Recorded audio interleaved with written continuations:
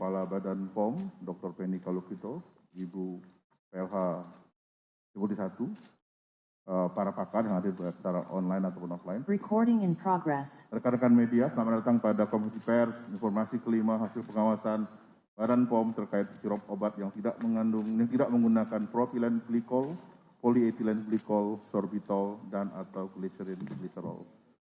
Telah hadir bersama kita, Ibu Kepala Badan POM. Waktu dan tempat, Ibu kami persilakan.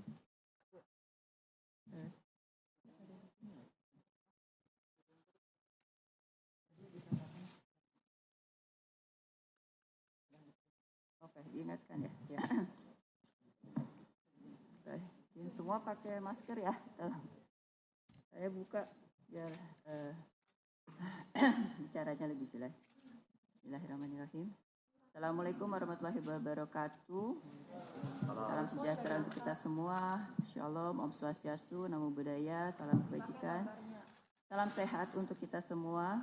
Yang kami hormati Bapak Ibu sekalian, rekan-rekan media. Dalam kesempatan ini juga kami didampingi oleh Bapak Profesor Dr. Rahman Emran Kartasasmita. Beliau adalah ahli farmakokimia, Guru Besar Sekolah Farmasi ITB, dan juga hadir online Profesor Dr. Zulis Ikawati, apoteker, ahli farmasi dan farmakologi klinis, Guru Besar Fakultas Farmasi dari UGM, hadir online ya. Saya kira nanti untuk ikut menjawab jika ada pertanyaan. Pertama tentunya kami menyampaikan rasa keprihatinan kami yang mendalam dan bela sungkawa atas wafatnya anak-anak kita karena kasus gagal ginjal akut ya ini, gagal ginjal akut ini. Tentunya sesuai tugas dan fungsinya, Badan POM melaksanakan pengawasan dan menindaklanjuti aspek-aspek yang terkait dengan produk obat dari permasalahan gagal ginjal akut ini. Sesuai tugas fungsinya, Badan POM melakukan pengawasan sebelum pre-market dan setelah post-market produk beredar. Namun tentunya dalam hal ini juga industri farmasi memegang tanggung jawab penuh untuk selalu menjamin keamanan mutu dan khasiat manfaat produk sebelum atau setelah beredar, sebagaimana yang telah didaftarkan pada Badan POM. Dalam hal ini mungkin karena kami sudah melakukan press release 4 kali ya, dan ini adalah kami akan melakukan press release yang kelima dan merespon terhadap list dari obat-obat yang telah diserahkan oleh Kementerian Kesehatan untuk ditindaklanjuti, melakukan sampling dan pengujian dan analisa dikaitkan dengan aspek kontaminan EG dan DEG yang kemungkinan ada. Nah, Badan POM telah melakukan beberapa langkah sebelumnya ya. Sebetulnya sudah jauh dari semenjak penjelasan publik pertama, kami sudah melakukan beberapa langkah. Sudah diberikan 4 penjelasan publik melalui website dan media sosial resmi. Saya akan mengikuti lagi satu demi satu ya apa yang sudah kami berikan sehingga ada kaitannya dan clear bahwa Badan POM sudah melakukan aspek respon cepat terhadap kasus yang ada. Kami sudah memberikan penjelasan publik pertama pada tanggal 11 Oktober yang dikaitkan dengan adanya informasi 4 sirup obat anak di Gambia, Afrika, dan menyatakan bahwa list dari sirup obat tersebut tidak terdaftar dan tidak beredar di Indonesia ya. Ada 4 sirup tersebut. Badan POM juga terus memantau karena kaitannya dengan substansi yang ada di dalamnya. Kemudian kami juga menindaklanjuti dengan penjelasan lebih lanjut dikaitkan dengan aspek kontaminasi EG dan DEG. Dan berdasarkan persyaratan yang telah ditetapkan ya untuk Badan POM untuk registrasi semua produk sirup obat untuk anak maupun dewasa tidak diperbolehkan menggunakan EG dan DEG ya, etilen glikol dan di-etil glikol ya. Kemudian tentunya sebagai langkah kehati-hatian, Badan POM terus menelusuri kemungkinan kandungan DEG-EG yang berasal dari cemaran bahan lain digunakan sebagai zat pelarut tambahan zat pelarut tambahan pada sirup obat. Jadi sebagai bahan baku sudah jelas tidak boleh, tapi tentunya sebagai pelarut tambahan dimungkinkan DEG dan EG ada karena akibat dari proses senyawa sintetis kimia proses yang berlangsung sehingga bisa muncul sebagai pencemar. Kami sudah mengeluarkan kembali penjelasan publik ketiga pada tanggal 19 Oktober merespon terhadap perkembangan informasi dikaitkan dengan cemaran DEG dan EG, bahwa cemaran DEG dan EG dapat berasal dari gliserin atau propylene glycol yang digunakan sebagai zat pelarut tambahan pada obat. Badan POM juga telah menetapkan batas maksimal EG dan DEG pada kedua bahan tambahan tersebut sesuai dengan standar internasional. Kementerian Kesehatan juga telah menjelaskan bahwa penyebab terjadinya gagal ginjal akut atau akut kidney injury ini belum diketahui dan masih memerlukan investigasi lebih lanjut yang dilakukan bersama Badan POM dan Ikatan Dokter Anak Indonesia. Kemudian juga semua industri farmasi yang memiliki sirup obat beresiko mengandung cemaran EG dan EG diminta untuk melaporkan hasil pengujian mandiri sebagai bentuk tanggung jawab pelaku usaha terhadap keamanan produknya. Selain daripada itu juga industri farmasi juga dapat melakukan upaya lain seperti mengganti formula obat dan atau bahan baku jika diperlukan. Jadi ini sudah kami himbau sebelumnya. Dan proses berlanjut, Badan POM juga melakukan penelusuran berbasis resiko, sampling dan pengujian sampel secara bertahap terhadap produk sirup obat yang berpotensi mengandung cemaran EG dan DEG. Itu sudah dilakukan jadi jauh sebelum 19 Oktober ya, sejak awal, sejak kapan mulai dilakukannya? Sejak awal. Ya. Tindak lanjut terhadap produk dengan kandungan EG dan DEG apabila ditemukan melebihi ambang batas aman, kami akan memberikan sanksi administratif berupa peringatan keras, penghentian sementara kegiatan pembuatan obat, pembekuan sertifikat cara pembuatan obat yang baik, atau pencabutan sertifikat CPOB dan penghentian sementara kegiatan iklan serta pembekuan izin edar atau pencabutan izin edar. Ya, melihat kasusnya satu persatu juga ya. Kemudian selanjutnya juga penjelasan keempat telah kami sampaikan tanggal 20 Oktober 2022. Ini adalah setelah ada pengambilan sampel, pengujian terkait hasil pengawasan terhadap sirup obat yang diduga mengandung DEG dan EG ini. Acuan Badan POM dalam melakukan pengujian cemaran EG dan DEG pada sirup obat adalah Farmakope Indonesia dan atau acuan lain sesuai Undang-Undang Nomor 36 Tahun 2009 tentang Kesehatan sebagai standar baku nasional untuk jaminan mutu semua obat beredar. Jadi Badan POM sebagai institusi regulator untuk obat, pengawasan obat, keamanan mutu dan khasiat obat, dan dalam hal ini yang dikaitkan dengan kandungan pencemar EG dan DEG sudah mengikuti peraturan-aturan yang berlaku secara internasional selama ini. Cemaran EG dan DEG pada sirup obat kemungkinan berasal dari 4 bahan tambahan yaitu propylene glycol, polyethylene glycol, sorbitol dan gliserin atau gliserol. Keempat bahan ini bukan merupakan bahan berbahaya atau dilarang digunakan dalam pembuatan sirup obat. Jadi bukan merupakan bahan berbahaya atau dilarang, tapi boleh digunakan sebagai pelarut ya di dalam pembuatan obat.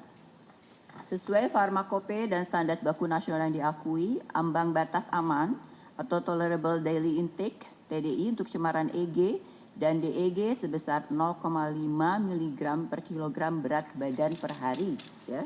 Jadi sebagaimana juga toksisitas yang ada di sekitar kita bisa dimungkinkan adanya trace kontaminan ini ya di dalam produk, di dalam ambien sekitar kita, misalnya ini adalah dalam produk ya, tapi harus ada batas maksimal yang bisa ditolerir oleh badan kita yang tidak boleh dilampaui. Jadi selama itu masih ada di bawah minimal, berarti masih bisa ditolerir oleh badan kita sehingga dianggap aman. Tentunya sesuai dengan ketentuan cara penggunaan obat dengan dosis dan lamanya konsumsi dari obat tersebut. Nah, kemudian juga Badan POM menindaklanjuti dengan melakukan sampling terhadap 39 batch dari 26 sirup obat yang diduga mengandung cemaran EG dan DEG berdasarkan kriteria sampling dan pengujian. Antara lain, menjadi kriterianya kita berikan berbasiskan resiko ya, dari sekian banyak produk-produk obat sirup untuk anak ya, tentunya kami tidak bisa melakukan semuanya sendiri, harus ada prioritasi ya, dan juga sampling berdasarkan risiko. Yang pertama adalah tentunya kami berusaha mendapatkan informasi daftar atau nama-nama obat yang dikonsumsi oleh pasien selama di rumah sakit dalam fasilitas pelayanan kesehatan ataupun juga sebelumnya di rumah. Nah, itu penting sekali untuk kemudian Badan POM bisa menelusuri dengan lebih baik lagi dan lebih cepat ya. Jadi saya kira ini juga untuk edukasi untuk para orang tua ya, dan kita semua untuk selalu mencatat, mengingat dan nanti melaporkan ya apabila ada kejadian luar biasa terhadap obat yang dikonsumsi baik di rumah ya maupun juga di fasilitas pelayanan kesehatan. Kemudian juga kami kembangkan lagi karena pada saat awal itu sulit untuk mendapatkan data tersebut ya, sehingga tidak bisa mengerucut hanya pada obat yang sudah dikonsumsi oleh masyarakat, sehingga kami mengembangkan ya berdasarkan berbasis risiko kriteria lainnya untuk mengembangkan ya sampel yang diduga dan kemudian dilakukan pengujian. Saya kira ini kriteria sampling pengujian antara lain adalah diduga digunakan pasien gagal ginjal sebelum dan selama berada di rumah sakit tadi ya, kriteria pertama. Kedua, diproduksi oleh produsen yang menggunakan 4 bahan baku pelarut tersebut dalam volume yang besar. Ketiga, diproduksi oleh produsen yang memiliki rekam jejak kepatuhan yang tidak baik ya, yang minimal dalam pemenuhan aspek mutu. Kemudian yang keempat, diperoleh dari rantai pasok yang diduga berasal dari sumber berisiko terkait mutu ya. Jadi rantai pasoknya misalnya mungkin ilegal atau juga tercemar gitu ya. Jadi berdasarkan data yang kami miliki, kami bisa memilih ya mana yang diprioritaskan untuk di sampling dan kemudian dilakukan pengujian. Nah, dari 4 kriteria ini ya, tapi bukan berarti satu perusahaan yang obatnya mengandung EG dan DEG itu memiliki kesemua kriteria ya, salah satunya tapi itu dikembangkan untuk menambah lebih banyak lagi jumlah yang disampling dan diuji. Nah, didapatkanlah sekian produk ya dari sekian perusahaan, dan hasil sampling dan pengujian terhadap 39 batch ya, 39 batch itu adalah produksi ya, satu produksi yang sama, proses produksi yang sama, 39 batch dari 26 sirup obat sampai dengan 19 Oktober menunjukkan adanya kandungan cemaran EG yang melebihi ambang batas aman pada 5 produk ya, sebagai berikut. Ini pernah disampaikan ya pada press release kita yang keempat ya, sebelumnya yang terakhir. Yang pertama adalah Thermorex, sirup, Flurin, DMP sirup, Unibaby cough sirup, Unibaby demam sirup, Unibaby demam drops, obat demam, ada 5 jadinya ya, dari 3 perusahaan. Nah, tapi ini juga dikembangkan lagi ya, ini perlu ditambahkan ya. Kalimatnya yang perlu ditambahkan. Jadi ini kita kembangkan lagi juga, karena ini kan kita melihatnya selalu berdasarkan batch ya. Jadi ada misalnya untuk Thermorex yang produksi PT Konimax ini mungkin perlu kita tambahkan karena juga ada yang kemudian dirilis bahwa aman ya. Ini Thermorex sirup obat demam untuk produksi PT Konimax ini sebelumnya dinyatakan tidak aman, tapi kemudian kita kembangkan lagi dengan melihat mensampel dan menguji dari batch-batch yang lain ya, dari lokasi peredaran ya, atau tempat ini ya, stok ya, dari lokasi yang berbeda, tempat sampel yang berbeda ya, dan waktu produksi yang berbeda di batch yang berbeda, ternyata aman ya. Jadi kemudian tentunya tindak lanjut dari hasil ini adalah disesuaikan. Jadi penarikan hanya untuk batch tertentu ya. Batch itu adalah waktu periode produksi yang sama tertentu. Artinya yang lainnya aman. Hanya yang batch itu saja, karena didapatkan di batch-batch lainnya itu tidak melebihi ambang batas. Ya, kita itu menjadi pemahaman saja bahwa aman atau tidaknya juga bisa berbeda dari batch yang berbeda, jadi proses produksi yang berbeda. Kemudian tadi ya udah 5, kemudian ada 3 perusahaan, tapi ada 1 yang ternyata baik, yang lain juga dikembangkan, ternyata banyak yang masih konsisten ya dengan yang sebelumnya. Tapi kalau khusus untuk produk yang pertama itu hanya untuk khusus batch tertentu. Nah, kami juga perlu menyampaikan bahwa hasil uji cemaran EG dan DEG ini bukan berarti mengatakan atau mendukung kesimpulan bahwa penggunaan sirup obat tersebut memiliki keterkaitan sebab akibat dengan kejadian gagal ginjal akut pada anak, ya. Karena tugas kami untuk mengsampel dan menguji dan menunjukkan bukti mana yang memenuhi standar sebagai aman dan mana yang melebihi standar sebagai tidak aman sehingga harus dilakukan penarikan dan sebagainya. Itu hanya menunjukkan itu saja bahwa ini tidak aman dan aman. Tapi akibatnya, sebab apalagi jika dikaitkan dengan gagal ginjal, saya kira itu bukan tugas kami karena perlu pendalaman lebih lanjut lagi untuk menunjukkan sebab akibat, ya. Sebab akibat ya dari gagal ginjal dengan produk ini, tapi hanya mengatakan bahwa produk ini tidak aman atau aman gitu. Kemudian pada hari ini ya, pada hari Minggu ini alhamdulillah setelah kami mendapatkan tambahan, jadi apa yang sudah proses yang sudah kami lakukan sudah ada hasilnya sekarang untuk menyatakan mana produk-produk yang aman, artinya sudah tidak melebihi batas minimal, batas maksimal daily intake, sehingga bisa dikatakan aman, ya, sehingga bisa dikonsumsi kembali sesuai dengan tentunya dosis dan lama pemakaian. Pada hari ini tanggal 23 Oktober perkembangannya adalah pertama ya, nanti ada lampiran-lampirannya yang mungkin nanti bisa ditayangkan, nanti pun bisa disebarkan.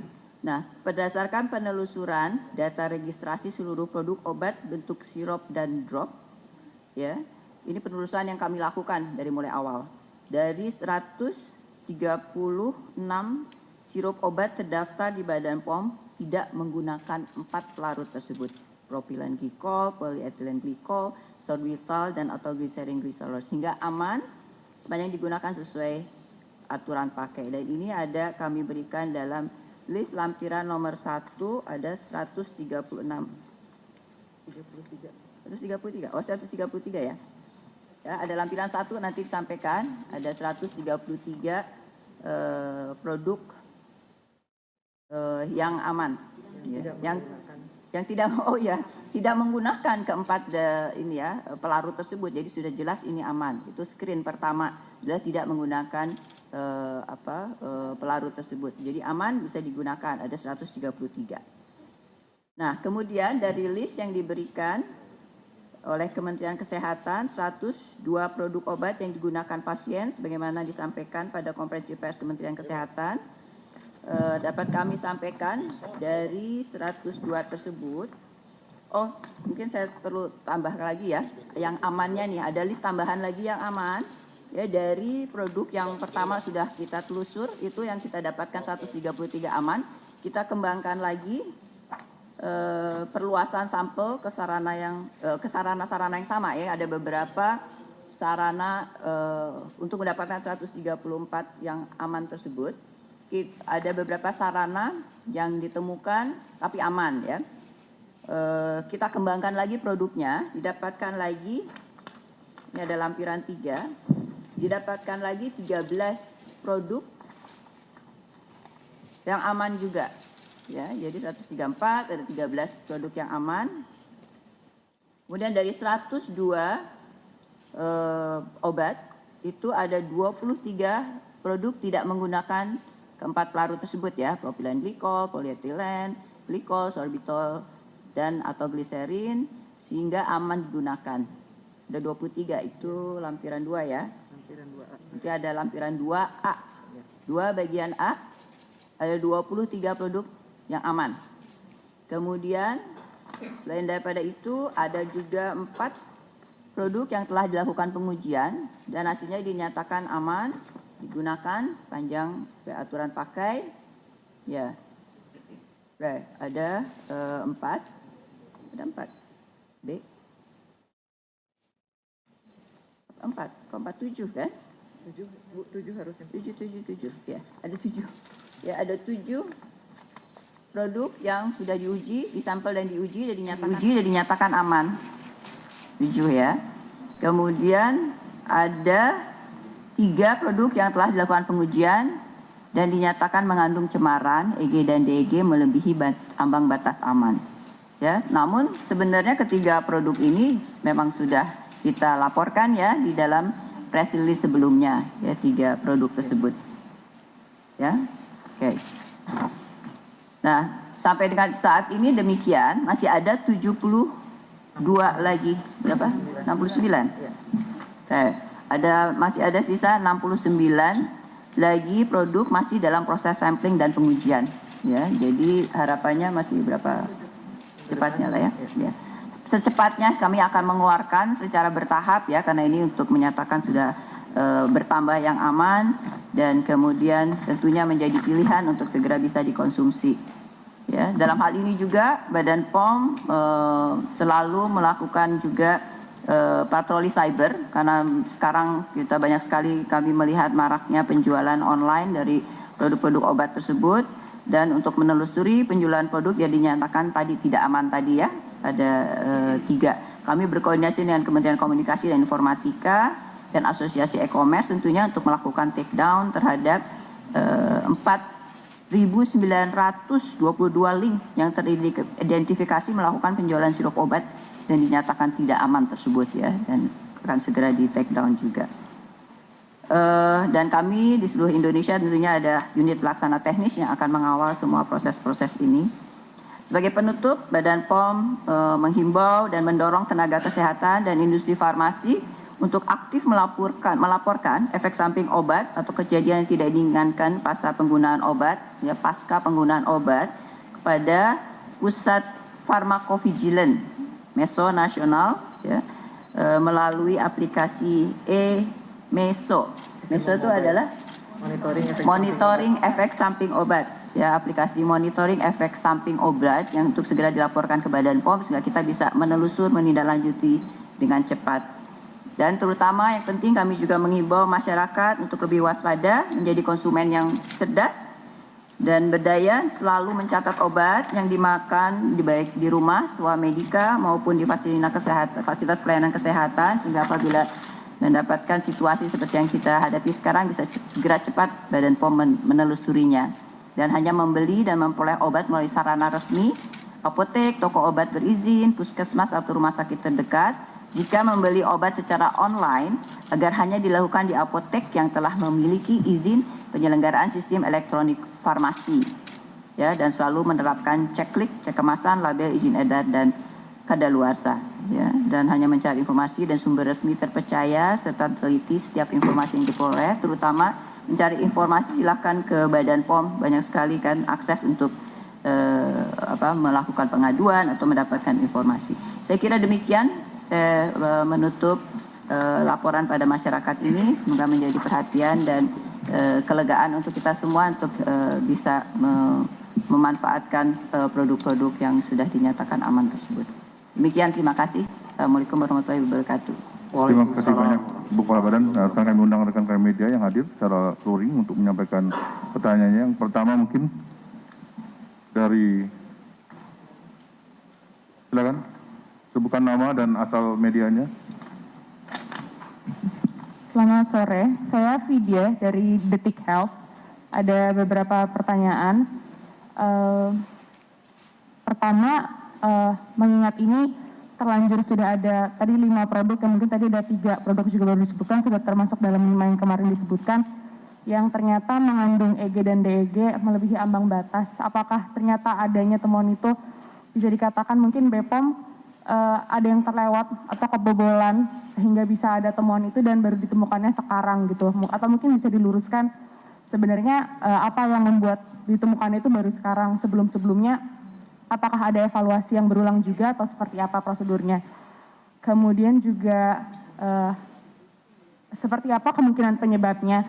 apakah karena ada perubahan dari bahan baku obat cair, karena ada informasi yang beredar bahwa harga propilen glikol dan gliserin itu naik selama pandemi, sehingga banyak bahan kimia alternatif yang lebih murah namun kualitasnya mungkin lebih tidak aman dikatakan. Kemudian juga mungkin Bapak mau memberikan gambaran sebenarnya seperti semisal nanti produknya ini ketahuan mengandung EG dan DEG melebihi ambang batas, seperti apa prosedur dan mekanisme penarikannya? Apakah dari BPOM langsung atau juga mungkin ada turun tangan dari pihak lain seperti kepolisian misalnya?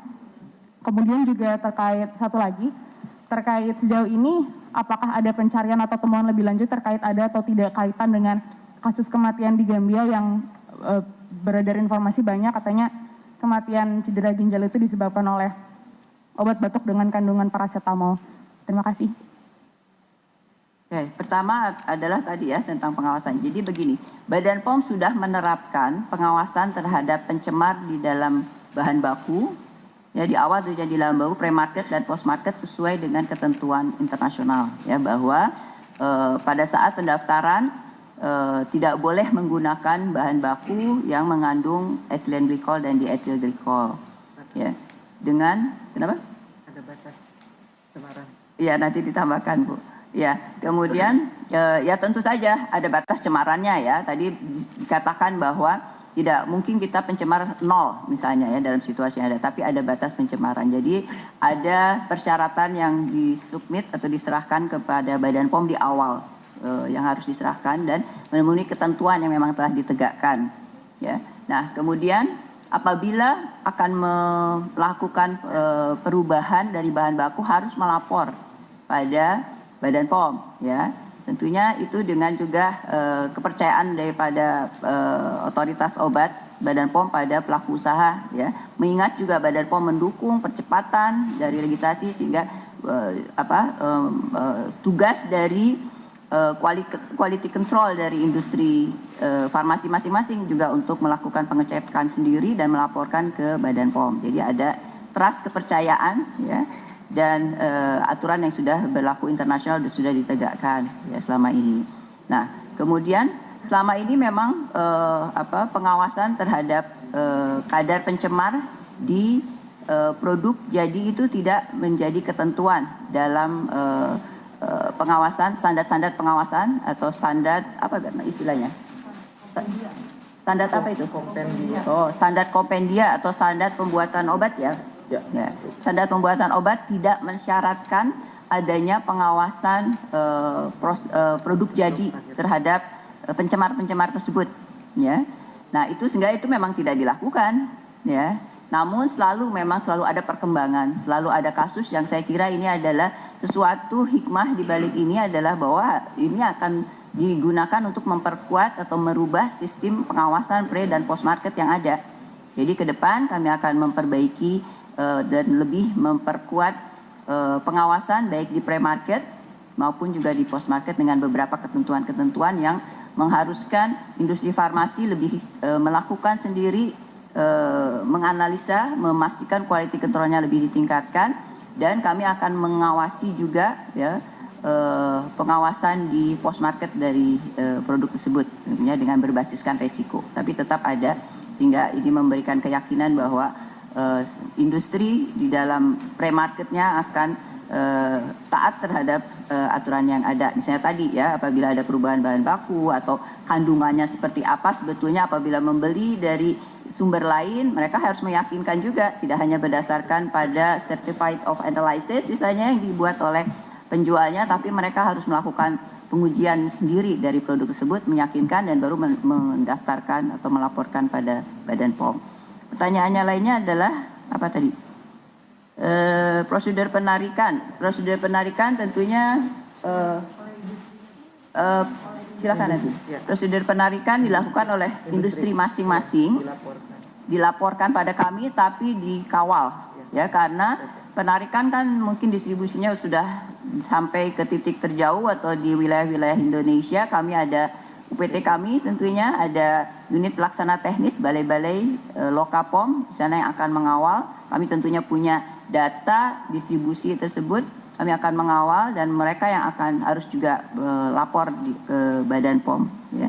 dikaitkan dengan kejadian gagal ginjal pada anak di Gambia, saya kira juga sudah sampai dengan saat ini belum ada keputusan sebab akibatnya yang dikaitkan dengan adanya pencemaran EG dan DEG ya, dari walaupun ada korelasi mungkin, tapi kausal ya, sebab causal relationship-nya juga belum bisa diputuskan ya untuk hal tersebut. Saya kira itu.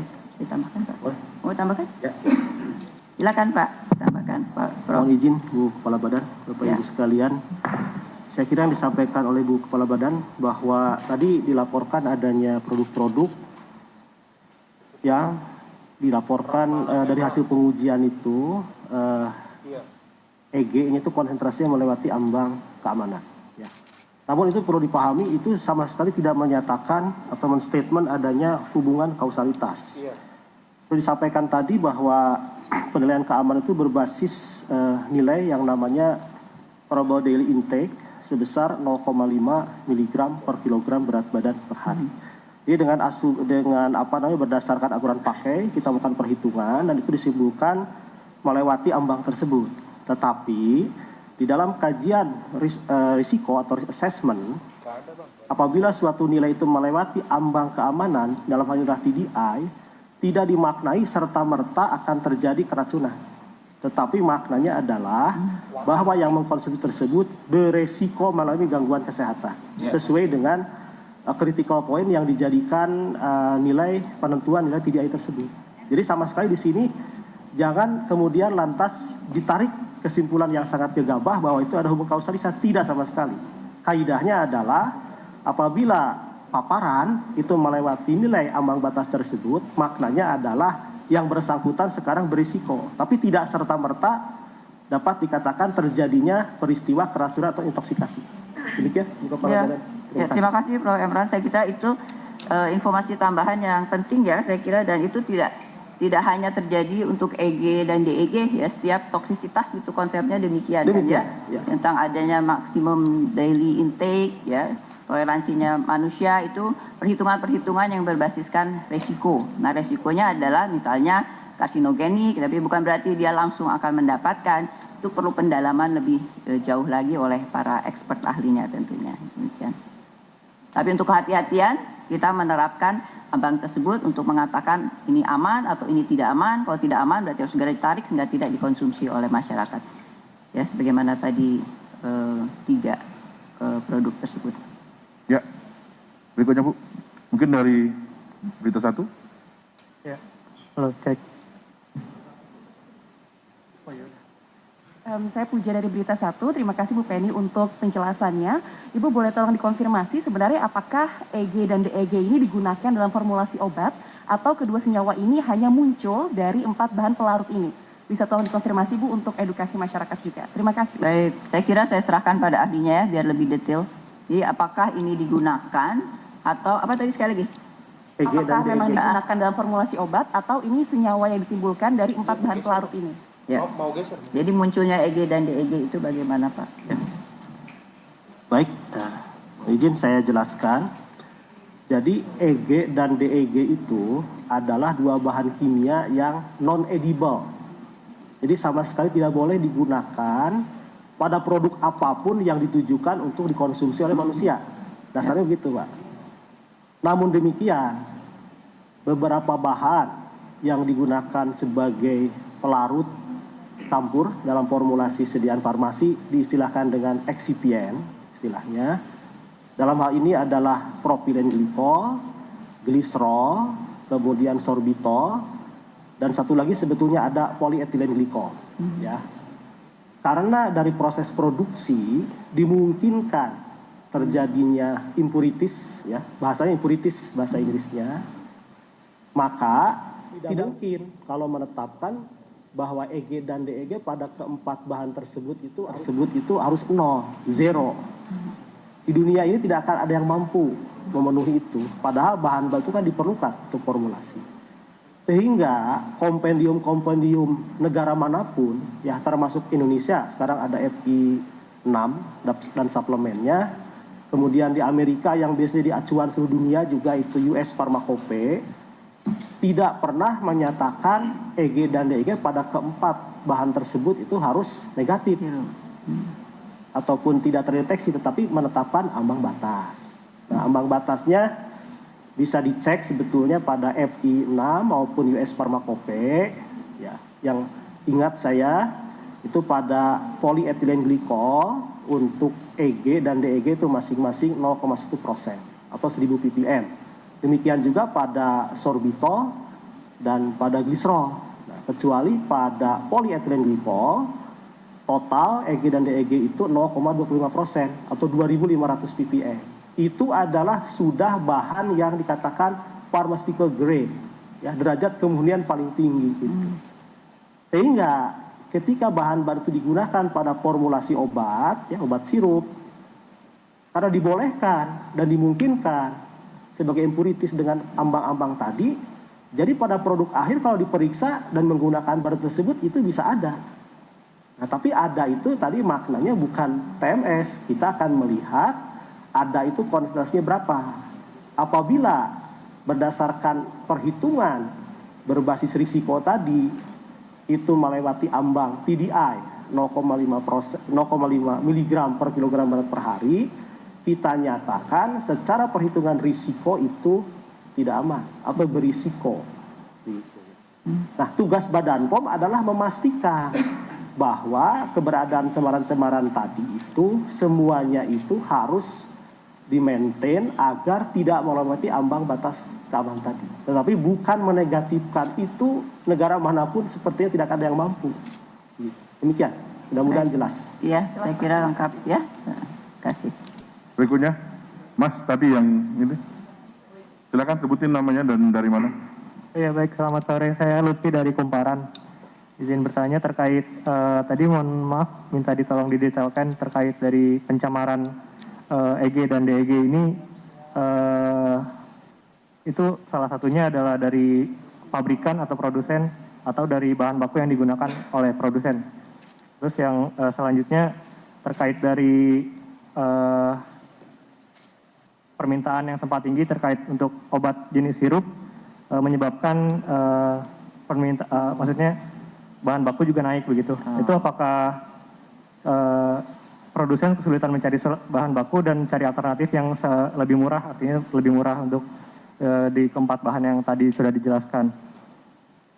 Terus selanjutnya dari rilis BPOM yang kemarin juga menyebutkan produsen untuk audit sendiri dan melaporkan kepada BPOM secara mandiri.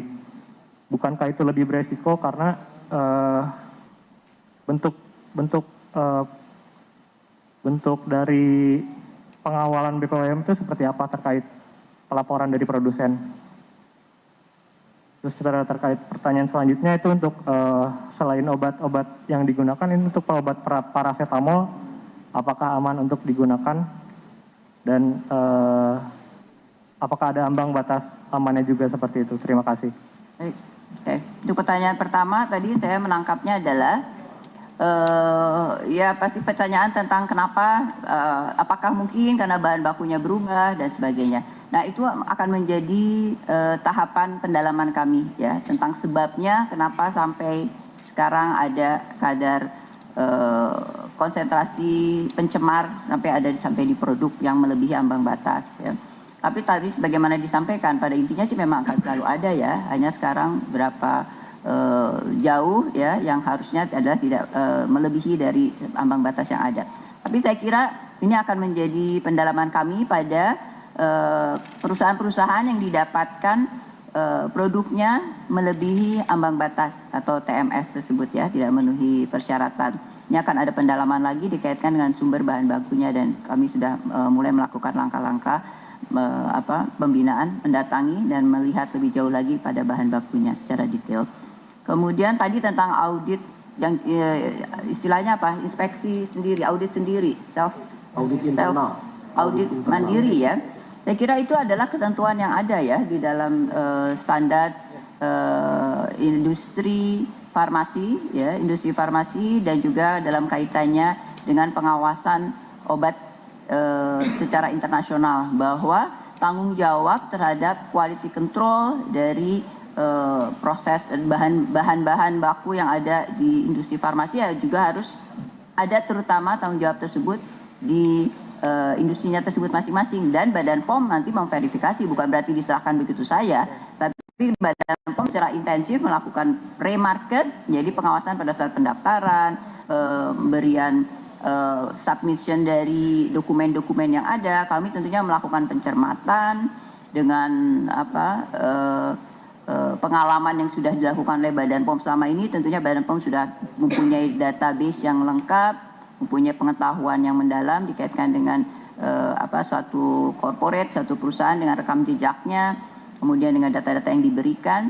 Nah, kemudian juga tentu kami melakukan juga analisa dan pengujian berbasiskan resiko. Jadi melakukan random pengujian juga, dan itu saya kira akan menjadi resiko yang besar atau untuk ditemukan oleh Badan POM apabila suatu perusahaan melakukan kecurangan sebetulnya. Nah, dalam hal ini kami akan lebih memperketat lagi ya untuk melakukan verifikasi juga terhadap data-data yang diberikan oleh industri ya, tentunya mengingat bahwa di Indonesia ini maturitas atau perbedaan kapasitas dari industri dengan quality control yang baik tentunya bervariasi.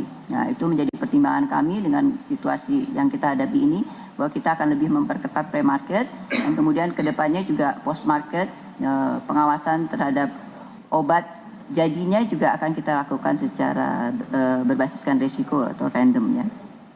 Saya kira gitu, ya tetap ada verifikasi. Ada pertanyaan apa tadi? Ada pertanyaan lain yang belum terjawab? Yang terakhir, Muhammad. Apa? Tadi Iya, mengenai ada zat aktif yang saya bantu menjawab kalau diizinkan. Oh iya boleh.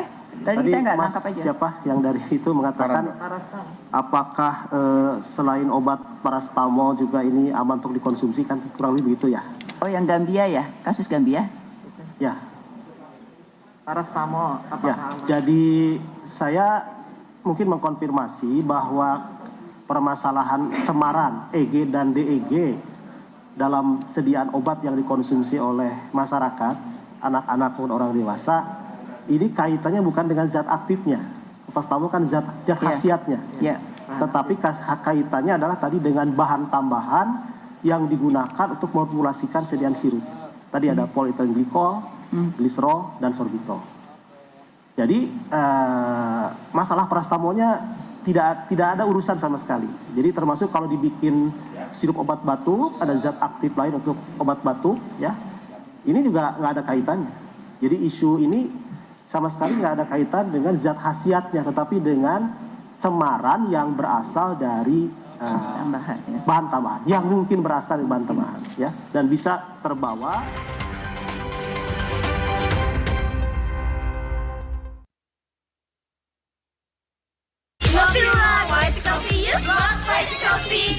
Jadi kualitatif ada atau tidak, tapi yang perlu adalah kita pendalaman ke kuantitatifnya. Kalau masih tidak melebihi ambang batas, yaitu masih bisa kita konsumsi dengan toleransi kita di badan kita. Saya kira demikian ya. Demikian informasi dapat kami sampaikan. Apa? Kecuali pertanyaannya sangat. Terima kasih Dari kesempatan. mana? Terakhir ya. Baik. Terakhir Terima ya. kasih kesempatannya Bu Penny. Saya Linda dari Koran Jawa Pos. Pertanyaan saya hanya 3, Ibu. Yang pertama adalah mohon dipastikan apakah bahan baku obat tersebut ada yang dari India. Itu yang pertama. Yang kedua, tadi Ibu bilang bahwa perubahan bahan baku harus dilaporkan ke BPOM. Apakah farmasi ada yang lalai untuk tidak melaporkan ke BPOM, Ibu? Yang ketiga terakhir terkait dengan pernyataan Pak Menkes kemarin bahwa beliau akan mengimpor 400 vial penawar dari Australia, dan ada 10 vial yang sudah diimpor dari Singapura. Nah, apakah penawar atau antidotum ini perlu izin ke Badan POM seperti vaksin, misal Badan POM harus mengeluarkan EUA seperti itu, Bu. Terima kasih. SAS apa enggak? Oke. Pertanyaan ketiga dulu ya. Penawar atau obat tersebut apabila masuknya secara SAS ya, Special Access Scheme, skema untuk percepatan begitu, perlu apa tidak? Tidak ya? Tidak perlu ya, karena ini obat ya. Kalau misalnya itu adalah vaksin tentunya atau bahan biologi, ya, biofarmaceutical, baru melalui Badan POM. Tapi ini obat, jadi tidak perlu melalui izin Badan POM. Kementerian Kesehatan bisa memasukkan sendiri. Kemudian bahan baku apakah ada dari India? Bahan baku ada dari India? Bahan baku yang 4 kan? Bahan baku yang mana? Bahan baku? Yang tadi Ibu ada 4 bahan baku, ada gliserin. Oh itu. Ada data? Ya ada. Yang lewat Badan POM. Emang ada? Tangannya yang tadi SKI-nya. Oh, Datanya mungkin bukan dari sini. iya. Tapi kalau yang dari data registrasi itu sudah. Kalau berdasarkan data yang kami miliki, data registrasi, tidak ada yang dari India. Tapi masalahnya adalah Tapi importasinya kita akan dalami lagi. bukan di Badan POM, importasi. Ya, kemudian ini terkait dengan pertanyaan yang nomor 2 ya.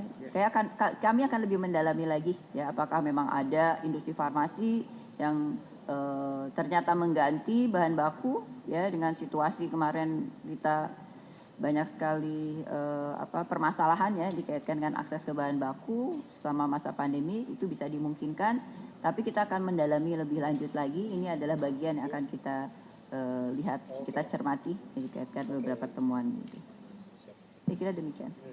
Maaf Ibu, Prof. Zulis ingin bicara kalau diperkenankan. Oh ya, Prof. Julis ada di online. Jadi silakan memberikan tambahan keterangan, Prof.